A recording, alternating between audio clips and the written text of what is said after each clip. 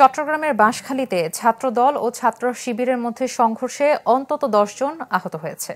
গতকাল বিকেল থেকে রাত পর্যন্ত বাহারছড়ার মোশাররফ আলী বাজারে কয়েক দফায় এ সংঘর্ষের ঘটনা ঘটে। পুলিশ জানায়, বাহারছড়া দারুস সালাম মাদ্রাসায় বিকেলে জামায়াত ইসলামী ও ছাত্র শিবির শিক্ষার্থীদের মধ্যে রাজনৈতিক তালিম প্রদান কর্মসূচির আয়োজন করে। এ সময় মাদ্রাসার এক শিক্ষার্থী এ ধরনের রাজনৈতিক কর্মসূচির প্রতিবাদ করলে তাকে শিবিরের নেতাকর্মীরা মারধর করেন বলে অভিযোগ ওঠে। এ ঘটনাকে কেন্দ্র করে রাতে মাদ্রাসার অদূরে মোশাররফ আলী বাজারে শিবির ও ছাত্র দলের পাল্টাপাল্টি মিছিল ও সংঘর্ষ বাধে। এরপর রাতেও কয়েক দফায় উত্তেজনা সংঘর্ষ হয়। পরে পুলিশ গিয়ে পরিস্থিতি নিয়ন্ত্রণে আনে। বাজারে হলো বিএনপি এবং জামাতের লোকজন লাঠিছুটা নিয়ে মুখোমুখি হয়েছিল, বুঝছেন।